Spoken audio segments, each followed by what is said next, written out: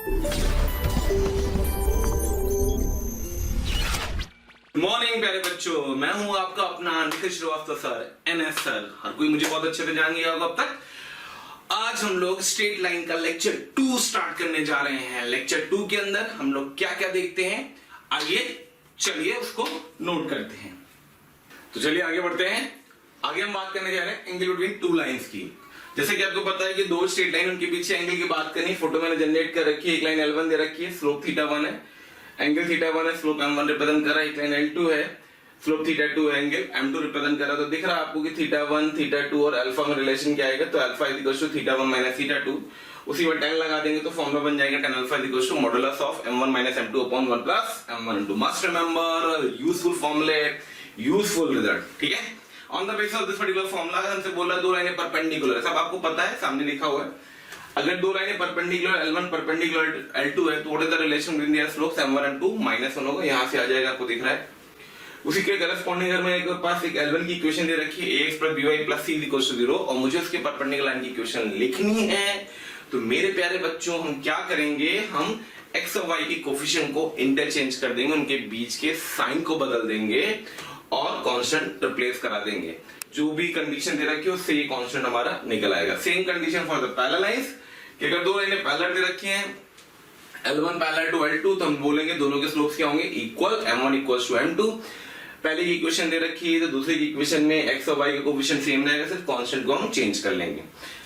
अगर m1 m2 1 के बराबर होता है, ये कंडीशन ध्यान रखना, थोड़ा सा इंपॉर्टेंट है। अगर m1 m2 1 के बराबर होता है, तो हम बोलते हैं lines are making complementary angles with the x axis. मतलब θ1 और θ2 में क्या रिश्ता है, तो θ1 + θ2 = π/2। क्लियर। नेक्स्ट आर्टिकल हमारा है length of perpendicular. Length of perpendicular सब कुछ पता है, इसलिए बहुत टाइम नहीं वेस्ट करूंगा।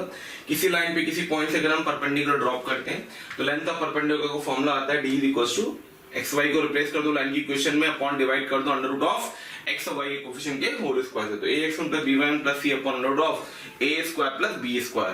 याद रखना, इंपॉर्टेंट रिजल्ट है, काम का रिजल्ट है, मैनिपुलेशन में यूज होता है। ठीक है, आगे बढ़ते हैं। Distance between the parallel lines. 2 lines अगर पैरेलल दे रखी है, तो उनके बीच के डिस्टेंस की बात करें। सामने मैंने फोटो बना रखी है, ax + by + c1, ax + by + c2। तो जो डिस्टेंस आता है इनके बीच का, वो आता है c1 - c2 upon √ a² + b²।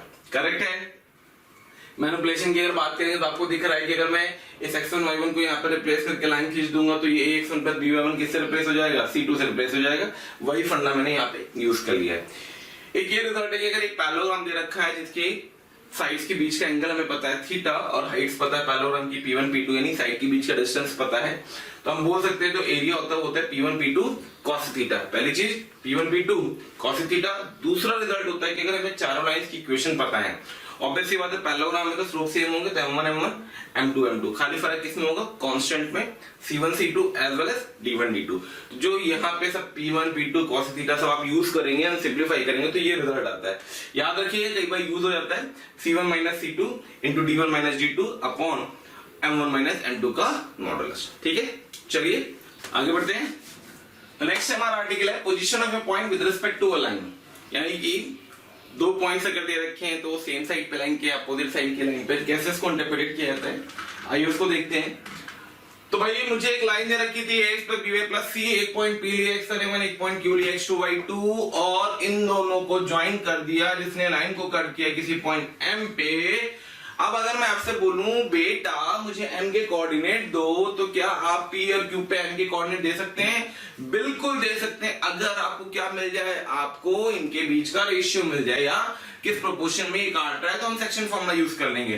तो मैंने मान लिया ये 1:λ का रेशियो था। क्या मान लिया, 1:λ का रेशियो था। क्या 1:λ का रेशियो मानने से आपके पास m के कोऑर्डिनेट्स आ जाएंगे? बिल्कुल आ जाएंगे। क्या m को इसके साथ सेटिस्फाई कर देंगे? बिल्कुल कर देंगे। क्या वहां से मुझे लैम्डा की वैल्यू दे देंगे? बिल्कुल दे देंगे। तो वो लैम्डा की वैल्यू मैंने लिख रखी है। क्या है lambda? Minus times of ax2 + by2 + c upon ax1 + by1 + c। ax2 + by2 + c का क्या लॉजिक होता है? ax2 + by2 + c का लॉजिक होता है कि अगर मैंने q के कोऑर्डिनेट इस पे रखता, किस पे रखता? इस पे, तो जो एक्सप्रेशन बनती है, आई am not asking about the equation, I am telling about expression. तो जो एक्सप्रेशन बनती है वो यही बनती। तो इसको हम लोग शॉर्ट में लिखने के लिए पढ़ते हैं L of Q। ऐसे नीचे वाले को पढ़ते हैं L of P। P के कोऑर्डिनेट रखते तो ये बनता। तो L of Q upon L of P with a minus sign. अब आइए, अगर जो फोटो लिए रखी है मैंने ये फोटो सही फोटो है तो लैम्डा का पॉजिटिव होना मस्ट है, तभी ये इंटरनल डिवीजन करेगा। तो लैम्डा अगर पॉजिटिव लिया तो ये पॉजिटिव होना चाहिए, तो ये पॉजिटिव होना चाहिए, तो इन दोनों का प्रोडक्ट डेफिनेटली नेगेटिव होना चाहिए। मतलब एल ऑफ क्यू और L of P opposite sign के होने चाहिए, और अगर अपोजिट साइन के होंगे दोनों कहां लाई करेंगे, अपोजिट साइड पे लाई करेंगे। L of P into L of Q अगर लेस देन 0 है तो पी और क्यू लाइन की कैसे है, अपोजिट साइन है, सेम इसका उल्टा। अगर L of Q and L of P greater than 0 है तो पी और क्यू क्या होंगे, पी एंड क्यू लाइन के सेम साइड पे होंगे। कंफर्टेबल? तो ये छोटा सा रिजल्ट है, ध्यान रखना, यूज करते भी क्वेश्चंस में। अगर मान लो एक अकेला तन्हा पॉइंट दिया गया है और मुझसे पूछ रहा है उसकी पोजीशन बताओ, तो तन्हा पॉइंट की पोजीशन किसी लाइन के अबाउट निकालने के लिए हमेशा दूसरा एक तन्हा पॉइंट हमेशा मिलता है, और वो दूसरा तन्हा पॉइंट कौन सा होता है, ओरिजिन। क्या होता है, ओरिजिन। तो ओरिजिन पे हम देख करके और पी को देख करके पी की position with respect to the line बता सकते हैं। क्यों? क्योंकि किसी भी लाइन को आप जब 2D में ड्रॉ करते हो तो ओरिजिन तो फिक्स होता है, उसकी पोजीशन तो हमेशा आपको दिखती है। दर्द क्या है, पी की, कि पी लाइन के ऊपर था कि पी लाइन के नीचे था। जैसे मैंने एक फोटो ले रखी है, तो अगर एल ऑफ पी निगेटिव था, एल ऑफ ओ पॉजिटिव था, तो एल ऑफ पी का निगेटिव होना मस्ट है। तो क्यों? क्योंकि दोनों कैसे हैं, अपोजिट साइड पे बैठे हुए। क्लियर? फिर बात आती है कंकरेंसी ऑफ 3 लाइन। बहुत सिंपल सा आर्टिकल है, 3 लाइनें दे रखी हैं L1 L2 L3, और अगर वो तीनों कंकरेंट है, एक पॉइंट से पास करती हैं, तो हम बोलेंगे उनसे बनने वाला ट्रायंगल का एरिया 0 होगा। ट्रायंगल के एरिया की कंडीशन लगा दी, डिटरमिनेंट 0 होना चाहिए। डिटरमिनेंट मतलब कोफिशिएंट से बनने वाला डिटरमिनेंट। ठीक है, चलिए आगे बढ़ते हैं। हाँ भाई, तो जो पढ़ाई करी गई, जितनी थ्योरी कवर करी अपन ने, आगे बढ़ रहे हैं उस पे और कुछ क्वेश्चन देखते हैं। ठीक है, जेईई में से क्वेश्चन मैं उठा रहा हूं directly. If the line 3x plus 4y minus 24 equals to 0 intersect the x-axis at A and y-axis at B, find the incenter of triangle AOB. Okay. तो भाई ये जो incenter होता है ना, बड़ी जल्दी इनके क्वेश्चंस होते हैं। कैसे होते हैं, आइए आप क्या करो, आप इस लाइन को ड्रॉ कर दो। तो जैसे ही आप ड्रॉ करोगे तो 3 से 8 गिरेगा, 4 से 6 गिरेगा, मतलब y पे 6 और x पे 8, मतलब लाइन कुछ ऐसे जा रही होगी। करेक्ट है। इसी कोऑर्डिनेट आ जाएंगे 8,0, इसी कोऑर्डिनेट आ जाएंगे 0,6। इसको मैंने b लिख दिया, इसको मैंने a लिख दिया, और इसी कोऑर्डिनेट आ जाएंगे 0,6। अब भाई जो सर्किल होगा, इन सर्किल को कुछ ऐसा बन रहा होगा। करेक्ट है, मान लो बन रहा था। इसका जो इन सेंटर होगा उसके करस्पॉन्डिंग ये भी आर होगा, ये भी आर होगा, ये भी आर होगा। शानदार बात। तो इस सर्किल का इन सेंटर आ जाएगा r, किस क्वाड्रेंट में होगा, फर्स्ट में। अगर फर्स्ट में होगा तो r का क्या होना मस्ट है, पॉजिटिव। करेक्ट है, ऑप्शन दिए होंगे, बिल्कुल दिए होंगे। अब आपको पता है कि इसके सेंटर से इससे परपेंडिकुलर रेडियस के बराबर होगा, तो मैंने ये CP लिख दिया, तो mod CP equals to R लगा दिया। इसको हम लोग कंडीशन ऑफ टेंजेंसी बोलते हैं। क्या बोलते हैं, condition of tangency, cot, in short cot. Correct है। इसमें क्या करते हैं कि अगर कोई लाइन किसी सर्किल को टच कर रही होती है तो उसके सेंटर से ड्रॉप किया गया परपेंडिकुलर रेडियस के बराबर होता है। तो सेंटर से ड्रॉप किया गया perpendicular on the line this thing, तो I get the value 3r plus 4r minus 24 divided by 5 का mod equals to r। Clear है। यहां से अब r की वैल्यू को कैलकुलेट करेंगे तो 7r माइनस का 24, दो केसेस बनाते हैं अपन, एक तो बनेगा 5r और एक बनेगा माइनस का 5r। शानदार बात। तो 2r इज इक्वल्स टू 24, तो r इज इक्वल्स टू 12 आएगा यहाँ से, और यहां से जाएंगे तो 7 5 12, r इज इक्वल्स टू 24, तो r इज इक्वल्स टू 2 आएगा। करेक्ट है।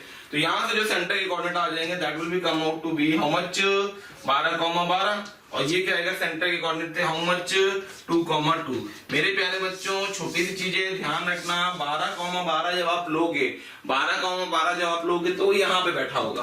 कहां पे बैठा होगा, यहाँ पे बैठा होगा। करेक्ट है, क्योंकि जैसे ये किस साइड से परपेंडिकुलर देता है वैसे ही सेम ये किस साइड से परपेंडिकुलर देगा, यू।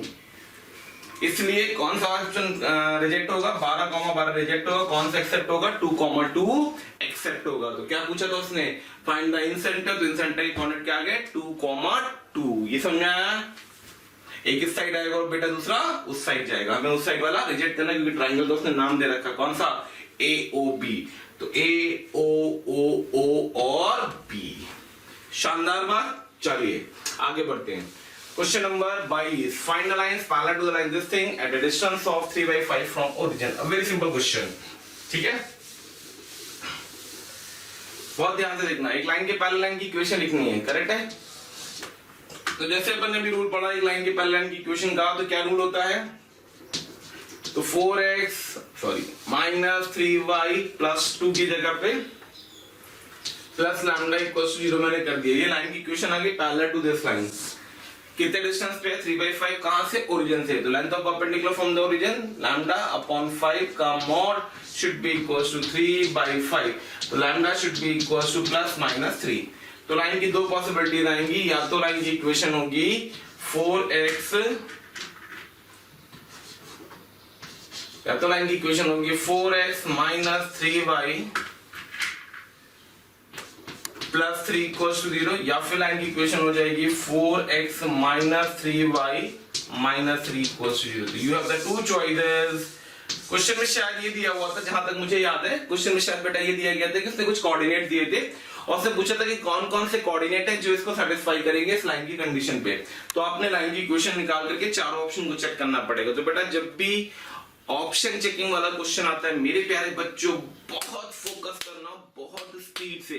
कई बार होता है सीधे हम वैल्यू पुट कर लेते हैं, मैच करा लेते हैं और आंसर हमारा दिख जाता है। ठीक है, चलिए आगे बढ़ते हैं क्वेश्चन नंबर 23 की तरफ।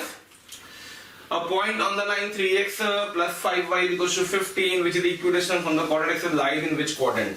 भाई इस क्वेश्चन में क्या था ना, ये भी जेईई मेंस का क्वेश्चन है और इस क्वेश्चन में क्या दिया था ना, उसने क्वाड्रेंट के सिर्फ नाम दिए थे, first, second, third, fourth, first, fourth, second, fourth and so on.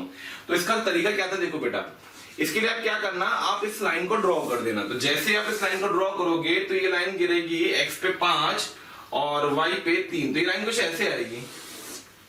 Clear है? और उसने बोला इस लाइन पे पॉइंट बताओ जो इक्विडिस्टेंस है फ्रॉम द कोऑर्डिनेट एक्सिस।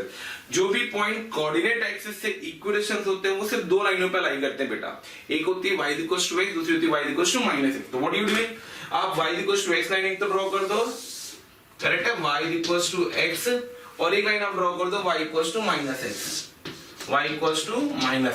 आपको दिख जाएगा इन दोनों सिचुएशन से कि एक पॉइंट तो यहाँ बैठा है और एक पॉइंट यहाँ बैठा हुआ है। यानी कि जो हमारा आंसर आएगा कौन कौन से क्वाड्रेंट से आएगा, first and second quadrant, first and second quadrant. ये है तरीका, इन सब चीजों पे फोकस करना, प्योर ज्योमेट्री एप्लीकेशन।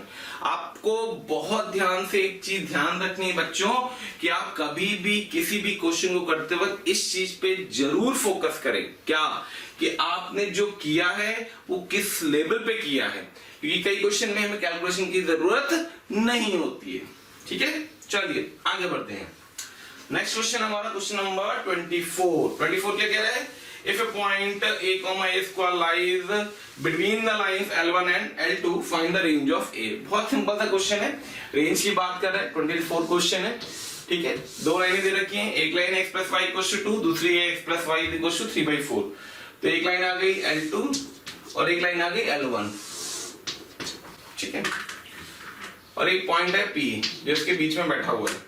तो हमें दिख रहा है ओरिजिन से अगर हम पोजीशन चेक करेंगे कि इसके बीच में बैठा हुआ है तो L2O और L2P और L1O और L1P। तो जरा देखिए L2 के रिस्पेक्ट में और कोई कैसे साइड पे है, अपोजिट साइड पे, तो ये दोनों तो अपोजिट थे, और L1 के रिस्पेक्ट में O और P क्या है, सेम साइड पे है, तो सेम साइड पे है। तो अगर ये सेम साइड, ये अपोजिट साइड पे तो अपोजिट साइन लेंगे, सेम साइड पे तो सेम साइन लेंगे। तो हम सबसे पहले L2O चेक कर रहे हैं, L2O आएगा <0। तो L2O अगर <0 तो L2P क्या होगा, <0। L1O है <0 तो L1P भी क्या होगा, <0। यहां से और यहां से दो इनइक्वालिटी मिल जाएंगी आपको। ये समझ में क्या किया मैंने, भाई हमने ओरिजिन के रिस्पेक्ट में, लाइन के रिस्पेक्ट में P की पोजीशन चेक करनी थी, तो लाइन के रिस्पेक्ट में मैंने O और P को चेक किया। L1 के रिस्पेक्ट में मैंने O और P को चेक किया, O का साइन चेक किया, P का साइन चेक किया। L1O कैसे नेगेटिव, L2O कैसे नेगेटिव है, 0 रख दिया, तो 0 रख दिया इस एक्सप्रेशन में, यहां से यहां तक खाली, तो -3 बचा, और -3 <0 है। क्लियर है, ये बचेगा -3 which is equals to -3 which is <0। ऐसे यहां देखो तो ये बचेगा -2 which is again <0। L2P का मतलब है P की कोऑर्डिनेट रख दो, 4a + 4a² - 3 > 0। L1P का मतलब है P की कोऑर्डिनेट रख दो, तो a + a² - 2 < 0। दो इनइक्वालिटी दे रखी है, दोनों को सॉल्व कर लेना और 1 और 2 से हमारा सोल्यूशन आ जाएगा। सोल्यूशन मैं नहीं कर रहा हूँ, सॉल्व आप कर लोगे, ऐसा मैं आपसे एक्सपेक्ट कर रहा हूं। मैं सीधे आंसर बता देता हूं आपको। तो from 1 and 2 you have to solve these two inequalities, you will get your answer, and your answer is A belongs to -2 से -3/2 यूनियन हाफ से 1। करेक्ट है। ये तो हो गया देसी मेथड। एक होता है विदेशी method, international method. You people are international, we work accordingly. इसका एक मेथड क्या होता है वो समझना, ठीक है। मैं थोड़ा सा शॉर्ट में एक्सप्लेन करूंगा, बहुत डिटेल में तो नहीं जाऊंगा। करना आपको मैं हिंट दे रहा हूँ बस खाली, भाई टाइम इतना नहीं है कि मैं आपको सारे मेथड दे पाऊंगा, बट हाँ आपको हिंट जरूर दे दूंगा हर एक क्वेश्चन की। करेक्ट है, जिसमें भी जो भी अच्छी अप्रोच होती है, मुझे जो ज्योमेट्रिकली अच्छी लगती है। आप जरा इस पॉइंट को ध्यान से देखिए तो आपको दिखेगा P A, A square. P A, A square एक ऐसा वेरिएबल पॉइंट है जो एक कर्व पे बैठा हुआ है। वो कर्व कौन सा है? P A square lies on y is equals to x square. कौन सा curve? y is equals to x square. तब आप क्या करो, आप दोनों लाइनें ड्रॉ कर दो और y is equals to x square draw कर दो। तो जैसे y is equals to x square draw करोगे आपको ये फोटो मिल जाएगी। इस फोटो के करस्पॉन्डिंग जब भी पॉइंट P इसके बीच में होगा, इसके बीच में होगा, हमेशा लाइंस के बीच में होगा। तो आप ध्यान से ऑब्जर्व करना, ये एक पॉइंट ऑफ इंटरसेक्शन आएगा, ये एक पॉइंट ऑफ इंटरसेक्शन आएगा, ये एक पॉइंट ऑफ इंटरसेक्शन आएगा और ये एक पॉइंट ऑफ इंटरसेक्शन आएगा। जो हमारा A होगा वो यहाँ से यहाँ तक लाई कर रहा होगा। फिर आंसर चेक कर लीजिए तो आपको मिल जाएगा -2 से -3/2 एंड हाफ से 1। कंफर्टेबल। तो ये एक और अप्रोच होती है, ग्राफिकली अप्रोच करना। आईटी में इसमें बहुत अच्छा क्वेश्चन आया हुआ है एडवांस में, तो जब आएगा तो अपन डिस्कस करेंगे, ठीक है। हाँ तो प्यारे बच्चों आगे बढ़ते हैं। क्या है next article? Family of line, short में बोलते हैं F1। Very important article. क्यों इंपॉर्टेंट है? क्योंकि पहली चीज तो ये स्ट्राइक नहीं करता है पेपर में, किस तरीके से करना है ये हमें स्ट्राइक ही नहीं करता है। तो मेरे प्यारे बच्चों बहुत फोकस करना है इसकी स्ट्राइकिंग पे। क्या फंडा है आइए उसको देखते हैं।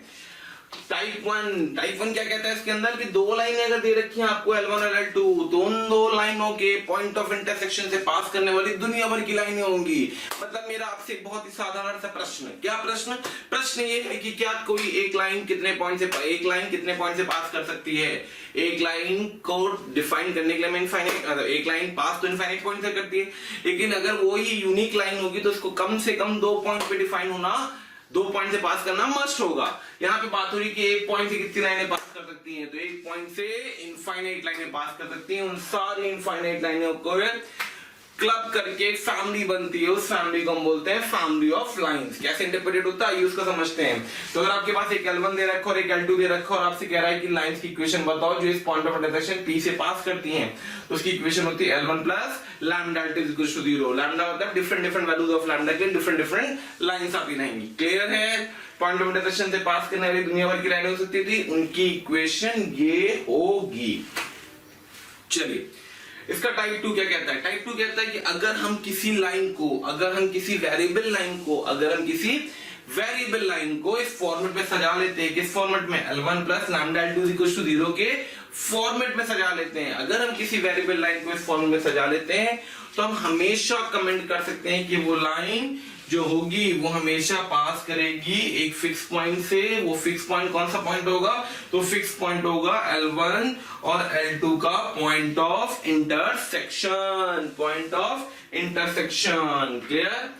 इसके भी आप अपने पास एक छोटा सा आर्टिकल है, ध्यान रखना है कभी भी किसी पैरेललोग्राम की जिसकी चारों साइड से हमें पता है डायगोनल्स की इक्वेशन निकालनी होगी तो बहुत सारे तरीके होते हैं। उसमें से एक तरीका मैंने डायरेक्ट लिख रखा है कि आप क्या करो, अगर आपको AC वाला डायगोनल चाहिए तो AC वाले डायगोनल के नीचे दोनों लाइनों का प्रोडक्ट करो, ऊपर की दोनों लाइनों का प्रोडक्ट करो, उनको सबट्रैक्ट कर दो, आपके डायगोनल की इक्वेशन डराइव हो जाएगी। क्लियर है? क्लियर? इसका प्रूफ देने का ठीक है, मैंने एक ट्रिक टाइप की दे रखी है, आप इसको इंटरप्रेट कर लेना, सिंप्लीफाई करके ऑब्जर्व कर लेना, आता है। ठीक है, अब बात आती है कि आइए फैमिली ऑफ लाइन के अंदर अपन 2 क्वेश्चन देखते हैं। ठीक है, दोनों टाइप पे मैंने एक ही क्वेश्चन ले लिया। आपको पता है टाइम की शॉर्ट है तो बहुत इलस्ट्रेशन तो अपन नहीं ले पाएंगे, बट फिर भी जितनी कोशिश हो रही है इलस्ट्रेशन तो अपन ले रहे हैं। तो बात शुरू होती है, find the line passes through 2, -3 and point of intersection of x plus y plus 4 equals to 0 and 3x minus y equals to 8। उसने बोला है कि एक लाइन है जो इस पॉइंट से पास कर रही है, इनके पॉइंट ऑफ इंटरसेक्शन से पास कर रही है। तो अगर मैं 25 के सोल्यूशन की बात करूंगा मेरे प्यारे बच्चों, तो ध्यान से देखना क्या करा जा रहा है। तो आपसे ये कहा जा रहा है कि इन दोनों लाइन के पॉइंट ऑफ इंटरसेक्शन से लाइन निकालो। तो उस लाइन की इक्वेशन मैंने लिख दी, लाइन की इक्वेशन यूजिंग FOL। तो पहली वाली लाइन प्लस लैम्डा टाइम दूसरी वाली लाइन, कैसे लिखते हैं उसको? तो अपन लिखेंगे पहली वाली लाइन मतलब x plus y plus 4 plus lambda times of दूसरी वाली लाइन। दूसरी लाइन का मतलब हो गया 3x minus y minus 8 equal to 0। अब बात आता है कि लैम्डा कहां से आएगा? तो ये जो लाइन है, ये लाइन एक पॉइंट से और पास कर रही है, वो कौन सा पॉइंट है? 2, -3। तो this line also passes on the point 2, -3। तो 2, -3 को उसको सेटिस्फाई करो तो 2 प्लस -3 प्लस 4 मतलब अल्टीमेटली आ जाएगा 3 plus lambda times of. Thank you so much हमें इतना सारा प्यार देने के लिए। हजारों स्टूडेंट्स हमारा ये वीडियो लेक्चर्स जो आपको दिख रहा है इसका फ़ायदा उठा रहे हैं, और आप भी अगर इसका फ़ायदा उठाना चाहते हैं तो नीचे डिस्क्रिप्शन लिंक में क्लिक करें और अपना जो भी इनरोलमेंट है उसको सुनिश्चित करें। साथ ही जिन बच्चों को डाउट सॉल्विंग और स्टडी मटेरियल से रिलेटेड कोई भी इशू आ रहा है वो हमारे प्रीमियम कोर्स को इनरोल कर सकते हैं डिस्क्रिप्शन बॉक्स में जाकर के। 3 6 6 3 9 9 में से 8 गया, -1 should be equals to 3 6 6 3 9 में से 8 गया +1। तो लैम्डा इक्वल्स टू आ गया -3। अब लैम्डा -3 आ गया, लैम्डा को पुट कर दो, लाइन की इक्वेशन मिल जाएगी। तो लाइन की इक्वेशन क्या आ जाएगी? तो -3 -9 +1 तो माइनस का 8x, करेक्ट है? माइनस का 3 तो प्लस का 3 प्लस का 1 प्लस का 4y, माइनस का 3 प्लस का 8 प्लस का 24 प्लस का 4 28 इक्वल्स टू 0। क्लियर है? तो लाइन की इक्वेशन आ गई आपके पास, -8x plus 4y plus 28 equals to 0। 2 से डिवाइड करना चाहे तो डिवाइड कर लेना, तो you will get the equation. 4 से इनफैक्ट डिवाइड हो जाएगी, करेक्ट है, ठीक है? तो कितना सिंपल सा क्वेश्चन था, उसको इंटरप्रेट कर लिया। आइए फैमिली ऑफ लाइन पे बेस्ड एक जेईई मेंस का क्वेश्चन देखते हैं, ठीक है? तो जेईई मेंस का क्वेश्चन क्या कह रहा है बेटा? तो जेईई मेंस का क्वेश्चन कह रहा है consider set of all the lines px plus qy plus r equals to 0 such that 3p plus 2q plus 4r equals to 0. Find the point of concurrency of the line. Again this is an objective question. A option A दिया हुआ था जो कि correct है, मैंने सीधे उठा लिया इसको इंस्टेड ऑफ कि मैं सारे ऑप्शन लिख के दिखा था। तो set of all the lines दे रखा है such that this thing equals to 0. Find the, तो देखो ये एक वेरिएबल लाइन को रिप्रेजेंट कर रहा है। तो वेरिएबल लाइन का फॉर्मेट दे रखा है, इसमें आपके पास p q r तीन वेरिएबल चल रहे, नीचे 3p plus 2q plus 4r equals to 0 है। तो इसको करने का क्या तरीका होता है बेटा, उसको समझना। एक सिंपल सा फंडा दे रहा हूं मैं आपको। आपके पास जो लाइन की इक्वेशन है ना px plus qy plus r equals to 0, और आपके पास जो दूसरी कंडीशन दे रखी है उसको भी यही फॉर्मेट दे दो जिसमें कांस्टेंट का कोफिशिएंट सेम बना दो। तो 3p plus 3/4 plus times p is equals to 2/4 times of q plus r equals to 0। अब ये दोनों अगर सेम चीज को रिप्रेजेंट कर रही हैं तो हम यहाँ से हमेशा कमेंट कर सकते हैं कि ये जो लाइन है वेरिएबल लाइन है, हमेशा एक फिक्स पॉइंट से पास करेगी, और वो फिक्स पॉइंट कौन सा होगा? तो आप इसको इससे कंपेयर करेंगे और आप इसको इससे कंपेयर करेंगे। तो what will get over there? x is equals to 3/4 and y is equals to how much? 1/2। तो ये आपका वो फिक्स पॉइंट आ गया जिस फिक्स पॉइंट से लाइन पास करेगी, दैट इज 3/4, 1/2। कैसे इंटरप्रेट किया जाता है? तो बेटा कुछ नहीं करते इसमें, सिंपल सा फंडा। आप सोच रहे हो सर ने क्या कर दिया, फटाफट आंसर निकाल दिया, ये अप्रोच होती है बेटा। आप क्या करते हैं, इसको एक तरीके से आप ट्रिक की तरह मानो, ज्यादा बेटर रहेगा आपके लिए, फटाफट भी होगा कि आप गिवन लाइन को गिवन रिलेशन के साथ कंपेयर कर देना। आई रिपीट, गिवन लाइन को गिवन रिलेशन के साथ कंपेयर कर देना विद अ कंडीशन। क्या कि जो भी गिवन लाइन में कांस्टेंट टर्म है, जो भी गिवन लाइन में कांस्टेंट टर्म है, उसका जो भी कोफिशिएंट है वो गिवन कंडीशन में कांस्टेंट टर्म का कोफिशिएंट होना चाहिए। मतलब ये दोनों टर्म सेम होने चाहिए थे। जैसे आप देखिए तो लाइन में 8 दिया था, कंडीशन में 4r दिया था, तो मैंने इसको r बनाने के लिए 4 से डिवाइड कर दिया। कंफर्टेबल? कंफर्टेबल? चलिए आगे बढ़ते हैं। फैमिली ऑफ लाइन्स कवर होने के बाद अब अपन फैमिली ऑफ लाइन में एक आर्टिकल ले रहे हैं जिसको यूजुअली मैं बोलता हूं ऑप्टिक्स प्रॉब्लम। ये फिजिक्स वाली ऑप्टिक्स प्रॉब्लम्स नहीं है कि अपने फिजिक्स में जो ऑप्टिक्स पढ़ा था मैं वो यहाँ दोबारा पढ़ाने जा रहा हूँ, ना बाबा ना, हम तो गणित के टीचर हैं तो हम गणित का ही काम करेंगे। तो ऑप्टिक्स प्रॉब्लम्स में क्या होता है, रिफ्लेक्शन की बातें करनी होती है, स्ट्रेट लाइन के रिस्पेक्ट में बहुत सारी चीजें होती है ऑप्टिक्स में। आइए ये करके देखते हैं। तो सबसे पहले मैं बात कर रहा हूँ कि अगर हमें एक लाइन दे रखी है और एक पॉइंट दे रखा है, उस पॉइंट की इमेज उस लाइन के अबाउट निकालनी है या फिर उस पॉइंट से फुट ऑफ एल्टीट्यूड निकालना है। तो एक तो मैथमेटिकल तरीका होता है कि हम इस पॉइंट को मान लें, इन दो इसके परपेंडिकुलर मिड पॉइंट निकाले, लाइन पे सेटिस्फाई कराए एक रिलेशन, इसका स्लोप इसके स्लोप का प्रोडक्ट -1 दूसरा रिलेशन, दो रिलेशन, दो अननोन सॉल्व हो जाते हैं। एक होता है कि हम इसका डायरेक्ट फॉर्मूला यूज कर लेते हैं, फॉर्मूला का डेरिवेशन भी वहीं से आता है, बट ठीक है हमने फॉर्मूला डायरेक्टली याद किया है, मैं आपसे बोलूंगा याद करें। तो याद करने का तरीका होता है कि मान लीजिए आपको अल्फा बीटा चाहिए x1 y1 के रिस्पेक्ट में, x1 y1 की इमेज है alpha beta with respect to the line ax plus by plus c। तो क्या फॉर्मूला होता है, x1 minus alpha by a, y1 minus beta by b is equals to minus का 2 times of ax1 plus by1 plus c upon a square plus b square। ये line तो perpendicular का जैसा formula है, ये नहीं बोलूंगा वही फॉर्मूला है, जैसा फॉर्मूला, बस नीचे रूट नहीं आता है, बाहर -2 बैठाते हैं जब हमें रिफ्लेक्शन पॉइंट चाहिए। और अगर मैं फुट ऑफ एल्टीट्यूड चाहिए तो सेम फॉर्मूला लगेगा, x1 minus h, h के चाहिए के बाद, तो x1 minus h upon a, y1 minus k upon b is equals to minus का ax1 plus by1 plus c upon a square plus b square। Comfortable, clear? तो ये दोनों फॉर्मूले आपको रटे होने चाहिए, बहुत इंपॉर्टेंट फॉर्मूले हैं, कई बार हम लोग डायरेक्टली यूज कर लेते हैं, रिफ्लेक्शन में जरूरत नहीं पड़ती कि हम आगे बढ़े। फिर बात आती है किस तरीके से रिफ्लेक्शन को और हम ऑब्जर्व कर सकते हैं स्ट्रेट लाइन के रिस्पेक्ट में इन ए ट्रायंगल। तो अगर ट्रायंगल के हमें परपेंडिकुलर बाइसेक्टर्स की इक्वेशंस पता है, परपेंडिकुलर बाइसेक्टर की इक्वेशंस पता है, लेट अस अज्यूम मुझे L1 पता है, लेट अस अज्यूम मुझे L2 पता है, तो मुझे L1 पता है और मुझे L2 पता है, तो ये परपेंडिकुलर बाइसेक्टर है, तो इसके रिस्पेक्ट में अगर वर्टेक्स की इमेज निकालोगे हो तो दूसरे वर्टेक्स पर लाई करेंगे, मतलब A की इमेज B होगी और A की इमेज C होगी with respect to the line L2 with respect to the line L1 respectively. Clear?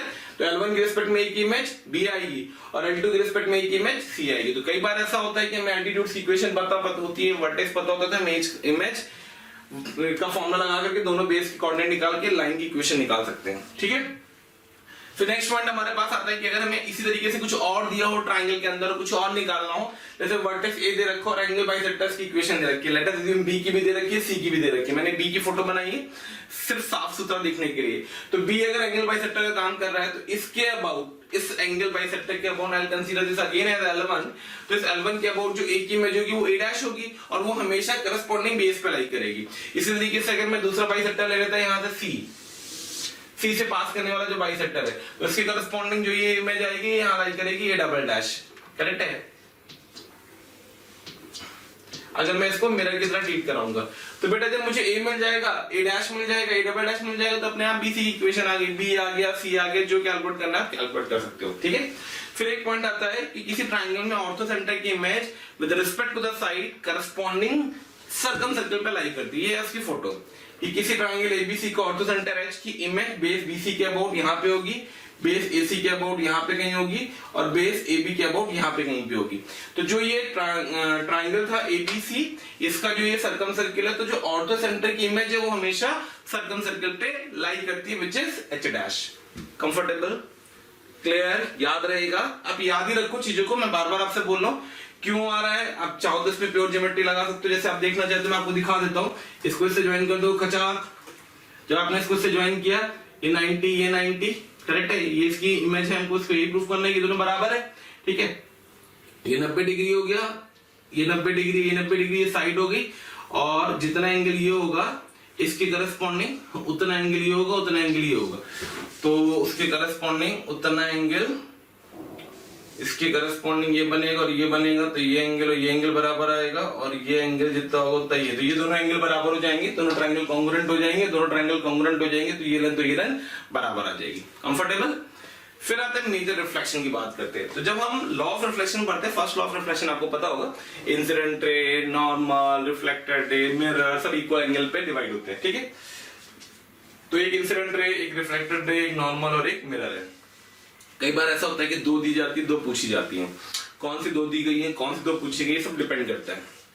मैं आपको कुछ मेथड बता रहा हूँ। ठीक है, कई बार ऐसा होता है कि इंसिडेंट रे दी होती है, मिरर दी होती है, रिफ्लेक्टेड रे मांग रहा होता है।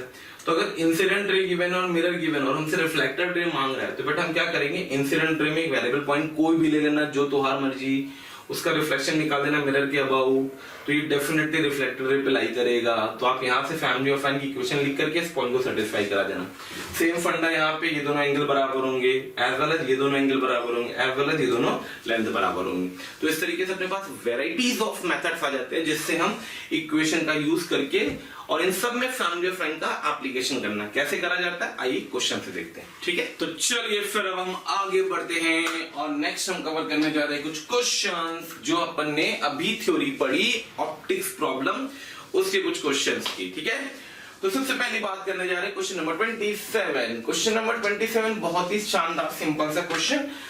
Find the image of a point with respect to the line this thing. एक पॉइंट की इमेज निकालनी with respect to a line. जैसे कि आपको पता है कि हमें फॉर्मूला पता है, मतलब मैं फोटो बनाना चाहूँ तो फोटो बना देता हूँ। लाइन की इक्वेशन है 2x - 3y + 4 = 0। शानदार बात। पॉइंट की कोऑर्डिनेट क्या है -1, 2। शानदार बात। क्या हमको इसकी इमेज चाहिए? बिल्कुल चाहिए। क्या लिखेंगे? P'। नाम क्या रखेंगे? Alpha beta. क्या नाम रखेंगे? Alpha and beta. मेरे प्यारे बच्चों फॉर्मूला याद है, कोई पन्ना नहीं पलटेगा, चीटिंग नहीं, फॉर्मूला याद होना चाहिए। बिल्कुल शानदार बात। फॉर्मूला याद है, अप्लाई करते हैं। तो gate the value x + 1 x + alpha + 1/2 = beta - 2/3 -2 आएगा कि नहीं आएगा? बिल्कुल आएगा। क्यों? क्योंकि हम रिफ्लेक्शन पॉइंट की बात करें ना कि फुट ऑफ एल्टीट्यूड की। तो -2 टाइम्स ऑफ 2 * -1 - 3 * 2 + का 4 डिवाइडेड बाय नीचे क्या आएगा? 2 का स्क्वायर 4, 3 का स्क्वायर 9, 9 4 13। अरे वाह भाई वाह, 13 आ गया। 13 क्या आया? 13। सिंपलीफाई कर लेते हैं। तो अल्फा + 1/2 = बीटा - 2/3 = क्या आएगा? ये देखते हैं। तो हम इसको कैलकुलेट करने जाएंगे तो क्या बन रहा है वो देखते हैं। तो -2 - 6 - 8 + 4 -4 - 2 + 8 8/13। बहुत शानदार बात है। यहाँ से अल्फा आ गया कितना? 8 दूनी 16 -13 3/13। बहुत शानदार बात। और बीटा कितना आ गया? बीटा आ गया 8 3 24 माइनस को 24/13 प्लस 26 24 26 2/13। बहुत ही शानदार बात है। अल्फा आ गया 3/13 और बीटा आ गया 2/13। देखिए क्या हमने 2 मिनट में फॉर्मूला लगाते यहाँ का निकाल दिया। अदरवाइज आप पॉइंट लिखते, रिफ्लेक्शन लगाते या स्लोप का फॉर्मूला यूज करते, जो भी। तो भैया कई चीजें कोऑर्डिनेट ज्योमेट्री में बार बार फोकस कर रहा हूँ, इस चीज को ध्यान रखें कि कई चीजें कोऑर्डिनेट ज्योमेट्री में हमें ये याद रखनी पड़ेंगी क्या कि हम किस तरीके से मैनिपुलेट कर रहे हैं। ठीक है, कहाँ फॉर्मूले की जरूरत है, कहाँ डायरेक्ट जरूरत है। चलिए आगे बढ़ते हैं। तो भाई अगला क्वेश्चन क्या है? जेईई मेंस का क्वेश्चन। कई बच्चे मुझसे क्वेश्चन पूछते रहते हैं कि सर जी ऑप्टिक्स प्रॉब्लम आप पढ़ा देते हो, आता जाता तो है नहीं। लो भैया 2013 में आया था, पूरे 2013 2020। अरे भाई 10 साल के अंदर की तो सारी चीजें हम पढ़ेंगे कम से कम। 10 साल के अंदर मतलब जो भी लास्ट 10 इयर्स हैं उसमें जो आया है वो तो पूरी तरीके से हमें आना चाहिए। हम ये कह ही नहीं सकते हैं कि इनमें से ये चीज नहीं आएगी या ये चीज जरूर आएगी। तो कृपया इस चीज को ध्यान रखें कि आपको लास्ट 10 ईयर मतलब फ्रॉम द 2011 टिल 2020 मतलब आप 2010 मान लो, 2010 से लेकर के 2020 की जनवरी तक के जितने पेपर हैं वो सब आप सॉल्व करेंगे जेईई मेंस के रिस्पेक्ट में। क्लियर? चलिए तो फाइन आपको क्या चाहिए? Ray of light along the line this thing it gets reflected upon reaching X axis find the equation the reflected. Okay भाई, तो क्या कहा उसने? आइए उसको देखते हैं। उसने बोला एक लाइट रे थी। क्या थी? लाइट रे थी। बहुत शानदार बात थी। तो एक लाइट रे थी, तो हम पहले उसको ड्रॉ कर देते हैं। क्यों? क्योंकि उसने बात कर रखी है, हम भी एक्स एक्सिस और वाई एक्सिस की बात करेंगे। अच्छा मेरे प्यारे बच्चों, तो भाई लाइन ड्रॉ करने के लिए सबसे पहले क्या करते हैं? y0 रख दो तो x आ जाएगा। x कितना आ गया? √3। कितना आ गया ये? √3, 0। फिर हम x0 कर देंगे, y की वैल्यू आ जाएगी 1। कितना आ जाएगा? 0,1। हमारी लाइट कुछ ऐसी दिख जाएगी। करेक्ट है? जाएगी तो खैर आगे भी उसने बोला एक्सिस पे पढ़ने के बाद रिफ्लेक्ट कर जाएगी। मतलब ये हमारी इंसिडेंट रे होगी, ये हमारी रिफ्लेक्टेड रे होगी। क्लियर? थोड़ा सा फोटो साफ साफ बनाओ जिससे आपको फील आए, क्योंकि मैं इस क्वेश्चन को फील से ही करके दे दूंगा। ज्यादा कैलकुलेशन में करने की जरूरत ही नहीं पड़ती है। ठीक है, अब पूरे क्वेश्चन सिर्फ इस एंगल पर डिपेंड कर रहा है। अगर मैं आपको ये एंगल दे दूं तो क्या आप मुझे रिफ्लेक्टेड रे की इक्वेशन दे दोगे? क्योंकि ये इंसिडेंट रे थी आपकी जो ऐसे आई है और ये रिफ्लेक्टेड रे जो ऐसे गई है। अगर मैं आपको ये एंगल दे दूं तो ये पॉइंट पता है, एंगल पता है, इक्वेशन लिख दोगे फटाफट, बिल्कुल शानदार तरीके से लिख देंगे सर हम, कोई दिक्कत नहीं हमें होगी। ओके देन, बहुत ही सिंपल सी चीज।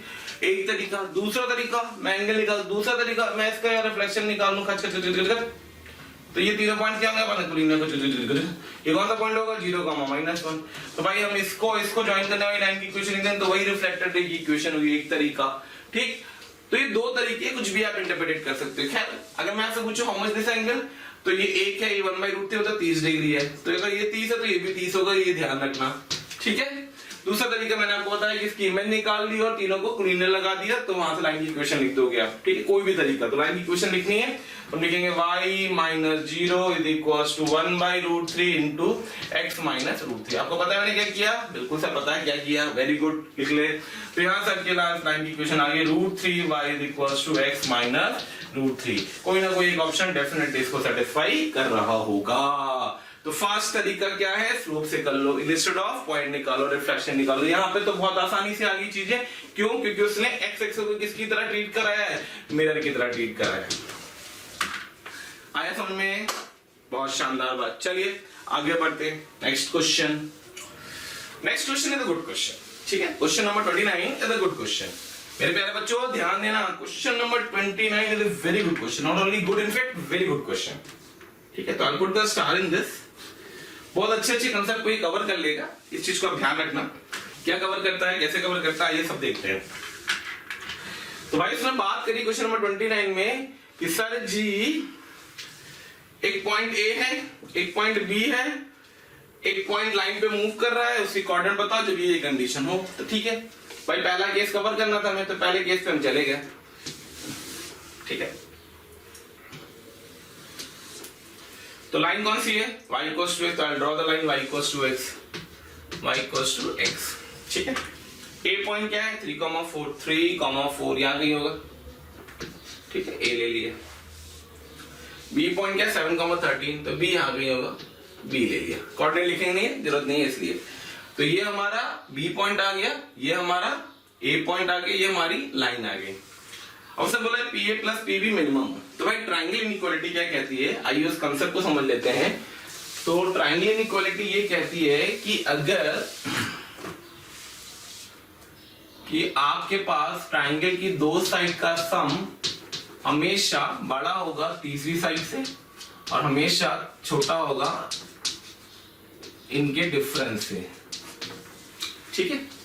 सिंपल सा फंडा है ट्रायंगल इनइक्वालिटी का। तो उसने बोला P A plus P B minimum हो, तो P A plus P B minimum हो सकता है सिर्फ ए बी के बराबर।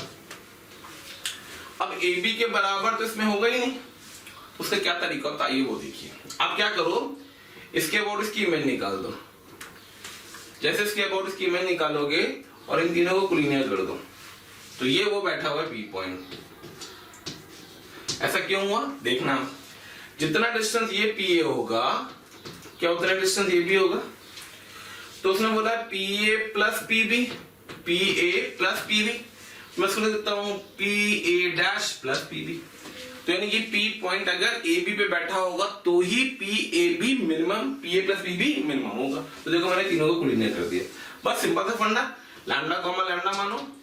ये पॉइंट कितना था, ये पॉइंट अपने पास 7,13, ये पॉइंट कितना था, ये पॉइंट अपने पास 3,4, 3,4 का रिफ्लेक्शन निकालेंगे y इक्वल्स टू x के अबाउट 4,3 आएगा, इसकी इमेज है, ठीक है। रिफ्लेक्शन का एप्लीकेशन देखिए, क्या तीनों पॉइंट्स कोलिनियर हैं, लैम्डा की वैल्यू निकाल लेंगे आप, तो यहां से आप कोलिनियरिटी या स्लोप कुछ भी कर देना। तो lambda minus 3 upon lambda minus 4 is equals to 13 minus 3 upon 7 minus 4। यहाँ से आप लैम्डा की वैल्यू निकाल देंगे तो आपका पहले पार्ट का आंसर आ जाएगा, वहां से पी के कोऑर्डिनेट आ जाएंगे। क्या आएंगे मैं भी बता दूंगा आपको, ठीक है। कैलकुलेशन मैं नहीं कर रहा हूँ, बहुत सिंपल सा फंडा है, कैलकुलेट आपको करना है। Come to the second part. Second part में से क्या बोला, P A plus P B, P A minus P B minimum. अब बताओ P A minus P B minimum कब होगा, P A minus P B minimum तब होगा एक मॉड की वैल्यू मिनिमम जिससे आपको मोहब्बत है 0। तो P A minus P B का मॉड क्या होना चाहिए, मिनिमम कितना होगा 0, और 0 होने का मतलब है P equals to P B हो जाए। लो भाई फिर से फोटो बना दी मैंने, y इक्वल्स टू x तो ऐसे ही लाई करेगा, ये यहाँ था b यहाँ था, तो ये b था ये a था, इसको इक्वल होना तो इसका परपेंडिकुलर बाइसेक्टर ड्रॉ कर दो। तो जैसे ही परपेंडिकुलर बाइसेक्टर ड्रॉ करोगे जहां काटेगा तो ये डिस्टेंस और ये डिस्टेंस बराबर आएगा। अब की बात मान ली p की कोऑर्डिनेट थे म्यू कॉमा म्यू, क्या थे म्यू कॉमा म्यू। तो इन दोनों को सॉल्व करेंगे, यहाँ से p की कोऑर्डिनेट निकाल लेंगे। फंडा मैं छोड़ रहा हूँ, कैलकुलेशन आप करेंगे। अरे क्या करना है, लाइन पता है, बिल्कुल पता है। क्या इसके परपेंडिकुलर लाइन की इक्वेशन लिख सकते हो, शानदार तरीके से लिख सकते हो। किसके साथ सॉल्व करोगे, y इक्वल्स टू x के साथ क्या आ जाएगा, म्यू की वैल्यू आ जाएगी। Done.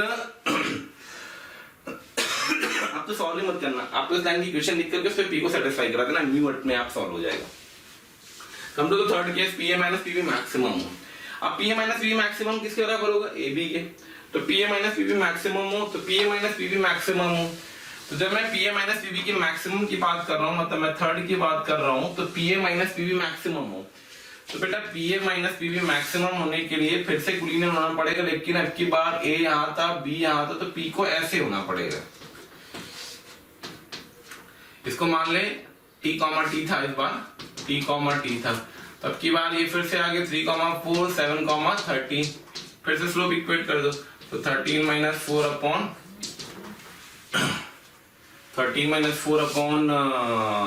7 minus 3 is equals to t minus 4 upon t minus 3।